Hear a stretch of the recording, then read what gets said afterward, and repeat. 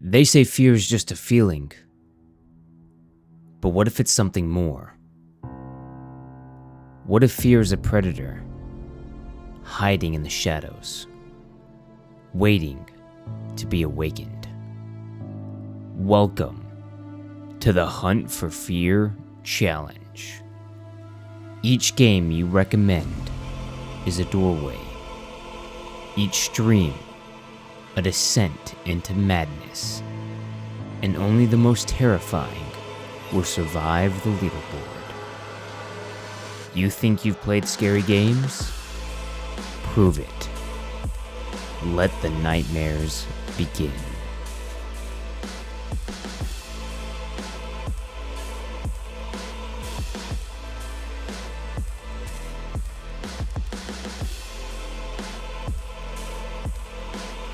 Hey, what is going on, guys? Welcome back to the Hunt for Fear Challenge, where I tested the scariest games that you submitted to find out which one was genuinely terrifying. This week one challenge consisted of 5 contending games, 1 leaderboard, and 1 winner to win 50 USD.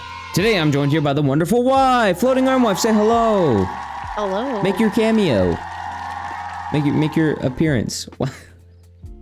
I have short arms, leave me alone. So over the duration of the past week, I had y'all submit your 5 serious recommendations that went through a set of rules and a way that it would be graded by a wonderful grading rubric consisting of 25 points to see if they have the possibility to win the scariest game that I've played during the week for the Hunt for Fear Challenge. The grading rubric consists of a few things.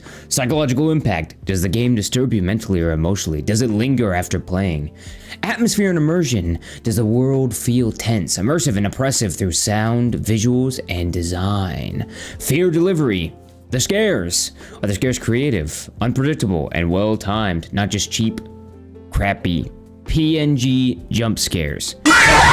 Narrative and emotional stakes. Does the story add to the fear factor and create emotional involvement? And player vulnerability and consequences. Do you feel powerless, exposed, or that your decisions matter, and do they alter how you go about the game? So the game we're gonna go over first was Madison VR. When it came to Madison VR was definitely like a strange game to me because the controls for the VR were wonky and terrible. But I will say some of the interesting mechanics were definitely with the camera, where you had to take pictures to make some things happen, which held me off. I think of roughly about 30 minutes. I was wandering around not knowing what I was doing because I needed to use the camera to get the mechanics to work, to get something to happen. It started off with you just in a room and someone was pounding on the door trying to get to you, and that also took me like another 30-45 minutes to finally get out of. Overall, the atmosphere fell short in delivering true horror for me. Much of the game takes place in an old cluttered house filled with debris and repetitive ambient noises such as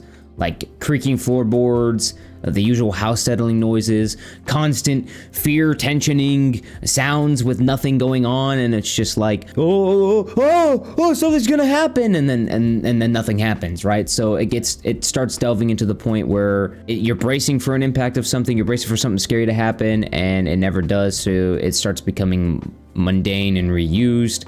And then when it finally does lead up to something happening, you're so used to it at that point that the buildup isn't there, and it just seems like cheap, and it just seems like and then it's gone. So when it came to Madison VR, it leaned heavily on jump scares, some of which felt super cliche and typical of like a indie low budget design. Well, a couple of them did like catch me off guard and make me jump, obviously, because it's a fucking jump scare. It's like a SpongeBob PNG coming at you with mock Jesus and making a loud scream for half a second is going to make you jump.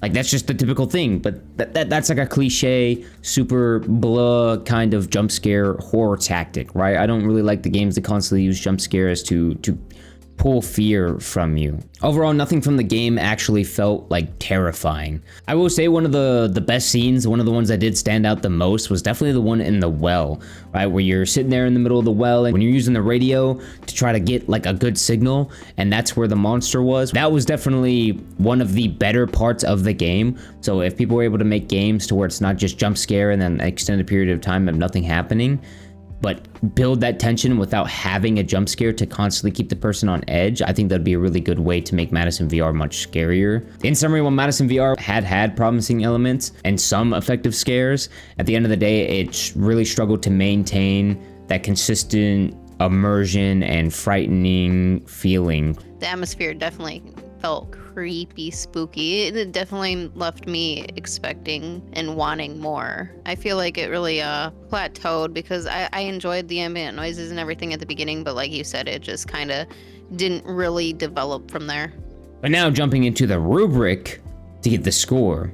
Category 1, psychological impact. The psychological impact wasn't that great. I didn't feel the psychological impact from the scares. I didn't feel like that it was messing with me. I didn't feel that the game was twisting my mind and making me all jumbled, right? So, and did it linger? No, it definitely did not linger.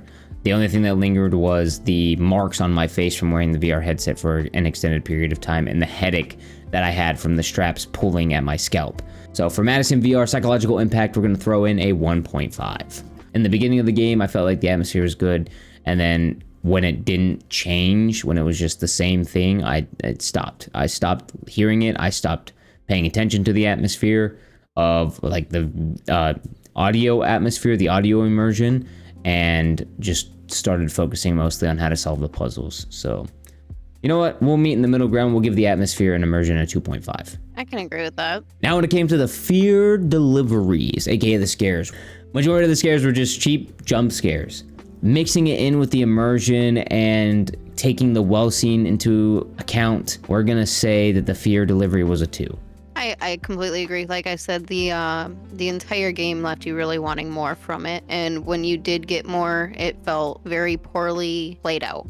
Narrative and emotional stakes. The narrative was probably one of the better parts of the game because you're trying to learn more about why Madison did what she did, what drove her to killing all these people and shoving their dismembered bodies into the well, and you try to uncover that throughout the game, which was probably the better part of the game. The story was not bad. I didn't finish the story, so I couldn't say that the story was absolutely fantastic or that the story was terrible, but the small bits that I got from the story, I really was starting to get hooked and trying to figure out how like the church fell into this, how the church tied with Madison, what Madison's problems were that led her to do this. Was it possession? Was it just she was crazy and she became an evil spirit? She became a demon. I didn't feel emotionally invested, but I think the narrative was good.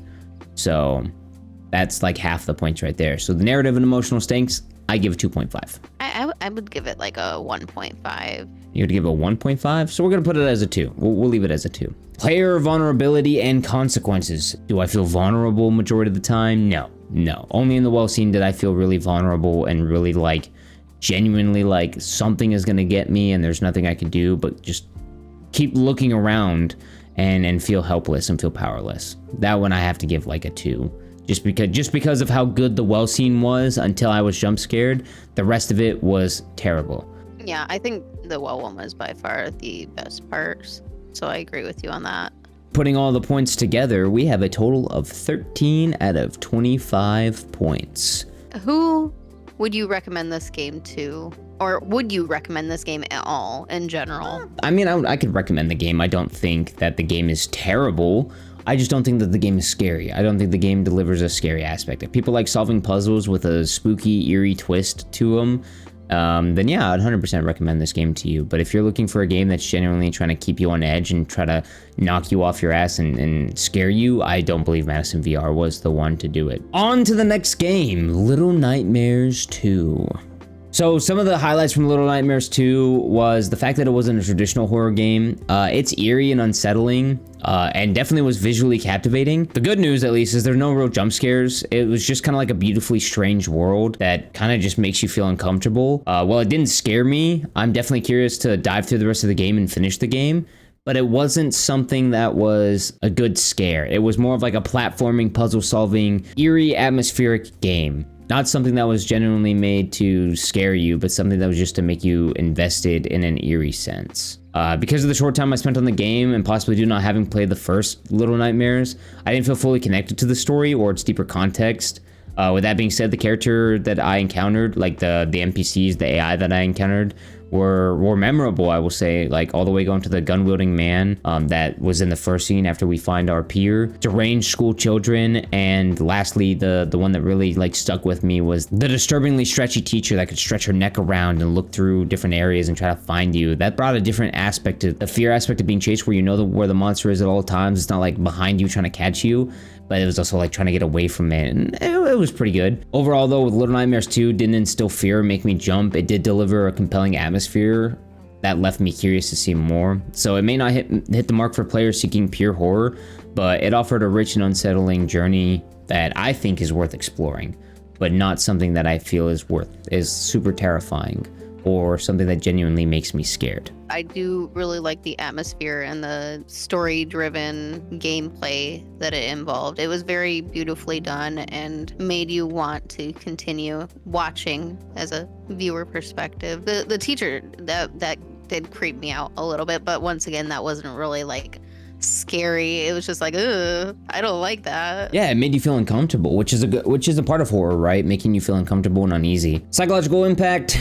The psychological impact of your character just being in this strange, weird, turned upside down world the whole time, not really knowing what's going on around you, but having to, you're at the bottom of the food chain, I feel. That brought some psychological impact of everything's out there to kill you, and what is the next thing gonna bring, and how am I going to go about avoiding it, was definitely good, but it doesn't like mentally or emotionally disturb me. Yeah, we'll put the psychological impact at 2.5. Atmosphere and immersion. The atmosphere, I think, was flawless. It wasn't a bunch of jumping noises. It wasn't a bunch of weird sounds. It was really investing to get into in your character because I really felt involved with my character. But in the sense of horror, it wasn't super immersive in that aspect, right? I didn't feel immersed in the game of being afraid. I felt immersed in the game of not trying to die. So I'm putting that one, atmosphere and immersion, at a 3, maybe a 3.5. I would agree with 3, because if we're looking at it from a horror standpoint, I don't think it quite hits 3.5,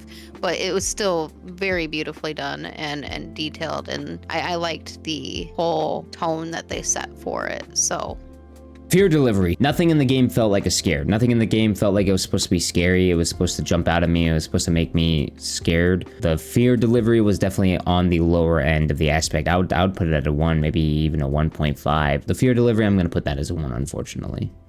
Yeah, I agree with that. It was unsettling, but not spooky. Yeah. Narrative and emotional stake. The story itself made me feel invested and wanting to see more and watch from start to finish. Well, so that's the thing with the story, is I didn't know anything that was going on with the story. There was no real narrative, and that's fine. You don't need narrative to make a story. You can use visuals to make a story and perceive it how you do. That definitely wanted me to try to figure out like why I was here, what was going on. And I talked about it without playing the first Little Nightmares and maybe not playing the game to its full extent, that I didn't get the full immersive history of the story and gameplay and stuff like that. It was definitely something that I was interested in, but not something that pulled out genuine fear in me. We'll put it at 2.5. I agree with that. And then lastly, player vulnerability and consequences. Do you feel powerless, exposed that your decisions matter? 100% I felt powerless the entire game and exposed majority of the game. There was nothing you could really do to, like, once you were found, once you were caught, it was over, which made you feel small, which made you feel pitiful. And that was a really good thing Little Nightmares did, but it wasn't horror aspect. I would definitely put that at the higher level, 3.5 or maybe even a 4. Yeah, I feel like the vulnerability of it all and the way it left you feeling really kind of hit the title of the game on the head with that all. So I agree with that rating. Overall, Little Nightmares came in at a whopping 12.5 out of 25 points, leaving it in the category of barely spooky once again. Obviously, Little Nightmares 2 isn't designed to be that way, so for it to be submitted for a challenge where it's supposed to genuinely scare me and try to make me as horrified as possible, it definitely fell short on that. But I don't think Little Nightmares 2, I don't think that makes Little Nightmares 2 a bad game. I think the game is just different in the horror community. But for the installment of Hunt for Fear Challenge Week 1, not up there on the leaderboard. Next on our list is Dark Fracture Prologue, submitted by Machine Gun Panda. So when it came to this game, Dark Fracture Prologue, the atmosphere in this game stood out as one of the strongest among all of the submissions we received. The sound design complemented the environment exceptionally well, in my opinion. There was not a lot of overused loud bangs or excessive bass hits throughout the entire game, where there's just this woo, woo. And what if all you had to do was reach into your pocket and pull out 50 cents to save that child's life. Throughout the entire game while you're moving around through this, what looks like, I can only imagine, as a morgue. Instead, the game often embraced silence, allowing tension to build naturally and leaving you uncertain about what might come next, which was really good in my opinion. As well as the scares did primarily consist of jump scares.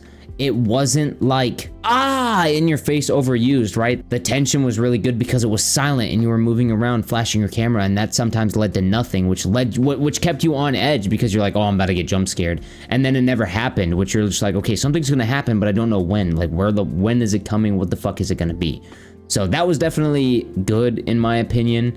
Do you feel like those moments of quiet that you were talking about made the jump scares and like the spook factor hit harder? Yeah, because there wasn't a bunch of constant tension build up, right? And sometimes it was just complete silence and you're clicking around, and that was building enough tension itself because you had the small sounds of like the environment, and then all of a sudden they stopped and you're just like, oh my goodness. Oh shit, what's about to happen? Yeah, because then all you heard was the sound of your footsteps, and you were going through taking pictures with your camera to use it as light, and next thing you know, one of those pictures would reveal something that was a jump scare and made me jump, but it was like I felt on edge the entire time when it was just pure silence and I was going around and having to use the camera as light. Like I said, the use of the camera as a gameplay mechanic was a highlight. Navigating through dark areas using only the brief flash of the camera to light the way, it created a huge sense of vulnerability and suspense. While Madison tried to do something similar to this, it fell short, it fell flat through Madison. This game, Dark Fracture Prologue, was able to, I feel, really do a good job with it. Of course, in Dark Fracture Prologue, it wasn't just the camera. You could have used a lighter to go around, but I decided to opt for the camera because it felt more terrifying. It felt scarier. You only get those moments of visual before it just all goes away again. Yeah, you get those slight brief moments of visual where you have to quickly scan the room to see something, as opposed to using the light where you're able to see a certain distance around you for an extended period of time, as opposed to a quick flash. And I felt like that drew the atmosphere out more, kind of giving the players a choice if they want to play a safer route or a creepier route. Anyway, as the game progressed, especially towards the ending or the climax, the intensity ramped up in a way that left me genuinely on edge, which was definitely a welcoming shift compared to the rest of the game. Was kind of like you feel on edge and then you feel safe, you feel on edge and then you feel safe, but it was dragging that out throughout the entire game, which was really good. And given that it was only a prologue, it was like, what, 45 minutes, 30-ish minutes? I wasn't expecting a fully fleshed out game that was functioning or that brought out a good sense of horror. So there is a lot that I feel can go into Dark Fracture Prologue to make it one of the better, scarier games and leaving a staple in the horror community for indie horror games, as long as it just takes the right path and doesn't overuse horror jump scares and cheap cliche mechanics. Would you say that it exceeded your expectations, especially just for a prologue? And would you be interested in the full release of the game because of what you experienced with the gameplay throughout it? Oh, 100%. Anyway, let's get to our rating now. So, psychological impact. Does the game disturb you mentally or emotionally? Does it linger after playing? Overall, the psychological impact, it felt in the mid-section, maybe mid-higher section. The psychological impact of like working in the morgue and having to deal with the shit moving around you, and the feeling of being locked inside in the bottom and being controlled kind of felt like a Big Brother type style, where it sounded like I was trapped in there and I had to use these pills, and these pills were fucking with me or supposed to be keeping me sane, but I feel like they were messing with me in a certain way. That was like an added, like that was like the salt spread on top of the meat, you know what I mean, the seasoning, and it felt really good. So the psychological impact, I'm gonna give that a 4. I think psychological impact was really good. Yeah, this definitely was better than the previous submissions, in my opinion, so I'll give it like a 4 too. Alright, atmosphere and immersion. Does the world feel tense, immersive, and impressive through sound, visuals, and design? When it came to the atmosphere and the immersion, I felt super immersed into my character, and the atmosphere was really good, like I said, complementing those sounds of silence, where there really was no sound, which is super, super easy to do in something that is such a creepy and eerie place, like a morgue where you're trapped in. And the atmosphere of the unsettling noises, the body disappearance, the nothing that was super out and about jumping, and when you came back into a room, something had changed. It's not super in your face, constantly trying to show you, hey, look, listen, hey, look, listen. It was some of the subtle changes that made you go like, oh my goodness, something crazy is going on down here. And that was really good to pack up into this small style game that really made me want to figure out what was going on. Why am I here? Why is all this stuff happening? So the atmosphere and immersion, I think, also gets a solid 4. Yeah, I feel like this was really a slow burn masterpiece compared to whereas like Madison with the similar aspects was kind of like a walking simulator with a bonus camera. Fear delivery scares. The scares creative, unpredictable, and well-timed, not just cheap jump scares. So if we're taking the scares in itself, a lot of the scares did come down to, or most of the scares just came down to being cheap jump scares, but that didn't feel as cheap as something jumping into your face or running at you super quickly with a loud PNG sound. So like when the stuff was moving around, definitely got you like, oh my goodness. But it wasn't like a loud clanging bang with something jumping in your face like a SpongeBob PNG with super loud startling music. But the fear delivery definitely felt on the lower aspect of the game and definitely where the game fell short. So the fear delivery I felt like fell on like probably a 2.5 area because the scares weren't super creative and unpredictable. Some of them were unpredictable and well timed, but not all of them. Some of them you could tell something was going to happen. Narrative and emotional stakes. Does the story add to the fear factor and create emotional investment? I think it created not an emotional investment, but added to the fear factor definitely. Like the narrative of being trapped down there in the morgue and having this Big Brother type thing where they're watching you on cameras and stuff like that. It felt like we were trapped in that something bad was happening down there and we had somewhat of an understanding of it. And we were involved in it in some way, shape, or form, but we were also just there trying to collect a paycheck, which definitely added to the, I guess, in a sense, the emotional stakes, because it wasn't something where we could just be like, all right, we quit our job, we're getting up and out of here and leaving. We were trapped down there with whatever was in there, but we didn't want to just leave. So I was trying to figure out how we were emotionally connected to the story and emotionally connected to the scares and the atmosphere, which brought more curiosity to me, which enabled me to go and explore more. I feel the narrative and emotional stakes lies on like a 3.5, maybe even a 4. Probably 3.5 though. 3.5 seems more reasonable.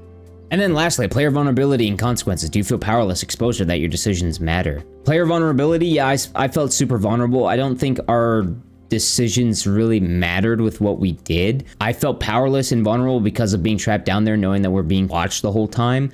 That definitely brought a sense of fear as well, as like more than just what's down here, but also what's out of here, right? Who are the ones watching us? Who are the ones that have like, why are we in this job in the first place? That kind of brought a curiosity aspect to the game that added to the tension and to the fear of, are we someone that's here just to die? Are we just another like flesh meat for the monsters or something along that lines? I see we could rate that as a 3.5 as well.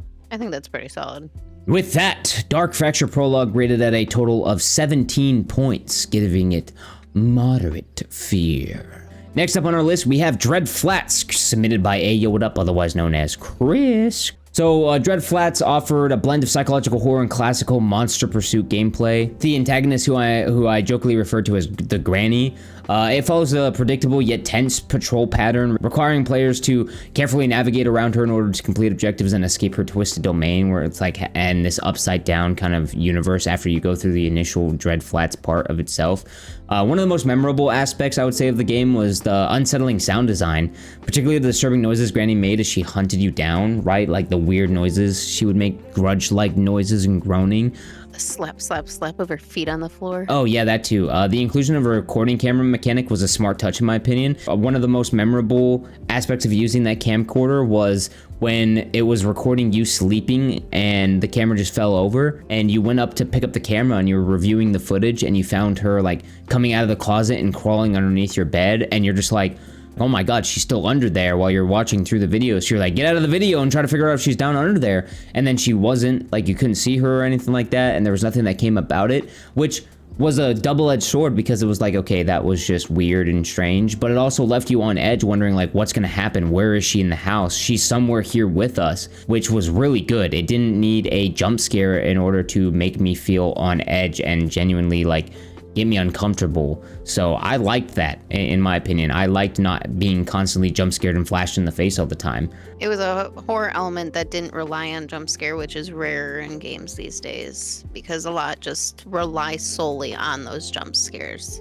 Yeah. Then when it came to the story unfolded as you progressed through dark rooms, or through different rooms throughout the flats, gradually revealing why people have been disappearing, and even in the moments where you slowly started realizing that you were becoming a long-limbed alternate reality monster yourself, trapped in Granny's like distorted upside down world, kind of like from Stranger Things. The narrative shift halfway through the game kept things fresh and engaging, moving beyond simple exploration to a more objective-driven experience, trying not to get killed by the granny as opposed to just exploring the house and trying to find scares. Overall, the atmosphere was well executed and the game's direction was clear, allowing me not to get super lost and still stay immersed within the game. Like I said, Dread Flats delivered a memorable experience with a strong balance of atmosphere, storytelling, and gameplay. Honestly, I'd love to see titles follow a similar aspect or kind of capitalize on that, refining the tension without using cheap and crappy jump scares. It was pretty refreshing having a game where the objective wasn't to uncover some deep mystery rather than just escape, because a lot of them like to combine those elements, and you're sitting there solving all these puzzles, putting all these pieces together, where this one was just get out alive. When it definitely started off with trying to uncover the mystery and then jumped into trying to escape. So yeah, it was a mixture of both, but they weren't smashed together in just one massive loop. Psychological impact: does the game disturb you mentally or emotionally? Does it linger after playing? So the psychological impact of the game, with the granny just wandering around in the first half, and the marbles and the sound, and having her just appear randomly and stuff move around and not seem to be where it used to be, or things doing things on its own, was really good. I would definitely rate the psychological impact of the game at a 4.5. Atmosphere and immersion: does the world feel tense, immersive, and impressive through sound, visuals, and design? The atmosphere of the game was really good too, because the Dread Flats once again weren't super filled with bassy sounds. You could hear the marbles, which lured you into another area.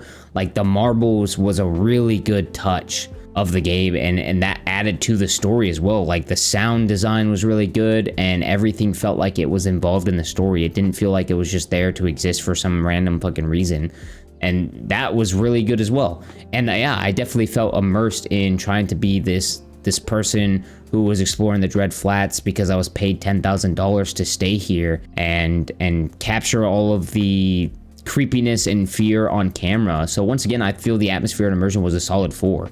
Really well designed, and I really liked the design of the monster and how the monster functioned. Once again, I wish the monster didn't go just in I wish the granny monster didn't just go in a pattern that could have been predictable, or that became predictable, but I really wish that she was able to move around more than just in the same walking around patrolling pattern. I wish it could have been designed in a sense where it was like a stalking pattern, where she was stalking you instead of just patrolling an area. Fear delivery scares: are the scares creative, unpredictable, and well-timed, not just cheap jump scares? I think the scares were really good too, because not a lot of the scares were cheap jump scares. Sometimes you would be in a room and you'd see a shadow and a door close, which was like, oh my god, something's in there. You would open the door, nothing was really in there but some more clues, and you were just on edge majority of the time. There were like once or twice where I think I got jump scared throughout the game, and then with the monster chasing you, with Granny chasing you, like the fear became the sound, the creepy sound that she had, and the fear that you were gonna die and you needed to get out of there. It became more of a chaser, which brings a whole different type of fear aspect to the game, other than just a cheap, cheesy jump scare, which makes you feel like jumping out of your skin whenever she catches sight of you and starts chasing you. So I felt that the fear delivery was really good, and it didn't constantly rely on cheap, crappy jump scares to make you feel uneasy or drastically quickly change the setting of the game to make you spooked or jump. So I'm giving this one a solid 4 too. Narrative and emotional stakes: does the story add to the fear factor and create emotional investment? So the story, I think, was also one of the better parts of the game, is because like everything that happened within the game directly related to the story. So I think the narrative and emotional stakes was really good too. So I'm putting that as at another 4. Player vulnerability and consequences: do you feel powerless, exposure that your decisions matter? So the player vulnerability and consequences, the vulnerability of having to sleep in an area like that was really good, because if you went to sleep and put the camcorder up and you had to watch the footage again to see if anything happened, you felt helpless. You felt like so small, and you felt just alone, trapped in the Dread Flats. But the rest of it didn't feel I didn't feel like I had any decision in changing the story or anything like that. So it's kind of weird to put this one in here, player vulnerability and consequences. I think it was rated on the lower end. So I'd probably put that at a 2.5, maybe a 3, probably a 2.5. Overall, pulling in Dread Flats at a solid score of 19, categorizing it as very scary, and a game I do recommend playing if you have the ability to get Dread Flats on Steam and play. And finally, the last game on our list is Lost Lumiosity, submitted by D Nasty Isom, technically submitted by Floating Armwife in replacement for D Nasty Isom's game Alan Wake. With Lost Lumiosity, everything just fell short, right? So definitely the most compelling aspect of the game was undoubtedly its story. You play as Sam, a man returning home from the hospital in an attempt to piece together lost memories. Through a series of VHS tapes and photographs, a dark and emotionally complex narrative was starting to unfold, right? A child switched at birth due to a father's reckless actions, a history of domestic abuse, and a mother who could no longer cope with what has happened, and ultimately, in the end, learning that Sam, your character, was the one responsible for killing the man he believed to be his father. It was a storyline that was layered and tragic, and easily stood out as one of the best features of the experience of the game. Unfortunately, the gameplay itself fell really short. Much of it considered a repetitive fetch quest mechanic to go find a key, unlock a door, go to another door to find another key. Little engagement outside of just progressing the narrative of the story. As for the horror elements, they leaned almost entirely on jump scares. Like, the entire game was basically jump scares, aside from one or two moments where a figure would walk past a hallway or would peer around a corner. The majority of the scares followed the same formula too, and they became super predictable. While the game tried to maintain a sense of constant tension through its atmosphere and audio cues, the build-up often led to nothing. Over time, this desensitized me and undermined the intense suspension that the game was supposed to deliver, making the moments where the game did attempt to scare me feel flat and predictable. With that being said, the fear factor felt uninspired and repetitive, lacking the creativity or variety needed to keep me engaged and genuinely on edge. Despite a strong and emotional, gripping narrative story, the gameplay and horror design left so much to be wanted for the game. While it was disappointing, it had potential. It just wasn't there. It really was not good. I don't think the game was good at all.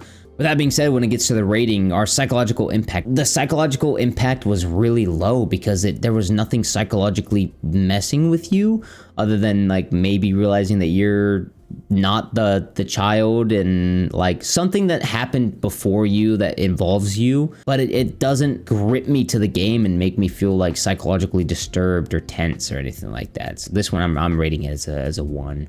Atmosphere and immersion. Does the world feel tense, immersive, and impressive through sound, visuals, and design? No, it really doesn't. Atmosphere consisted of making the same loud noises again, just like the same thing with Madison VR, to where you just drowned it out. And when it was trying to use it as an actual build-up for something, you didn't realize because it was also being used when there was no scare or when it was not trying to build up to anything. So I'm giving that also another 1. Fear delivery. Scares. Are the scares creative, unpredictable, and well-timed, not just cheap scares? No, because they were all just cheap scares. All of them were just cheap, repetitive, reused jump scares. So I'm giving that a 1 as well. Narrative and emotional stakes. Does the story add to the fear factor and create emotional investment? So the narrative was, like I said, the best part about the game, and the emotional stakes. Like, how does it involve me? Does it create an emotional connection between my character and what's going on around me? And that, I think, was really good. Like, I think the story was interesting, and the story was like uncovering the story was cool, but it was so washed out with the really cheap cliche jump scares and the fetch mechanic. Like, that's the highest rating. I'll give that a solid 2. And then player vulnerability and consequences. Do you feel powerless, exposure, that your decisions matter? Nothing from that made me feel vulnerable or exposed or anything. Like, I don't feel like my consequences had a matter or had anything to do with the game, except for the last part where I was given the choice to leave or to stay and wait for the police. And even then, I don't know how it would have changed the story or changed the narrative of the gameplay other than just the ending that I got. Also roping that in as a solid 1.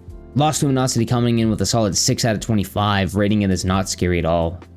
And if any of you can do math, then you know that we have a winner. The winner for the Hunt for Fear Week 1 challenge goes to Dread Flats, submitted by Yo What Up, otherwise known as Chris.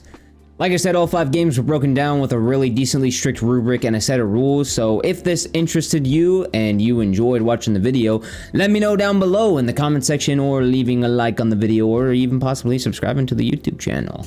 With that being said, of course, I will transfer the award to the winner of the Hunt for Fear challenge, which was Yo What Up for the game Dread Flats. Thank you all for watching. Stay tuned for the next possible week 2 of the Hunt for Fear challenge. Join the Discord so you can get the possibility to submit your horror game and possibility to win a more pricey or more interesting reward. The reward is not always going to be the same thing depending on how this does. The reward may go up and the reward may be something different, maybe money, maybe access to do something, maybe free subscription for a certain amount of time to this Twitch stream. I don't know yet. We're going to see how this goes depending on what you guys would like to see as well. If you guys have any recommendations for what a reward should be, leave it down in the comment section below. Once again, if you'd like to be involved in the week 2 challenge, join the Discord and wait for the week 2 challenge submissions to open and then submit your game using the rules provided. With that being said, good evening, afternoon, or morning, whatever the time of the day it is for you, and I will see you all in the next video and or live stream. Thank you all. Love you all. Bye-bye.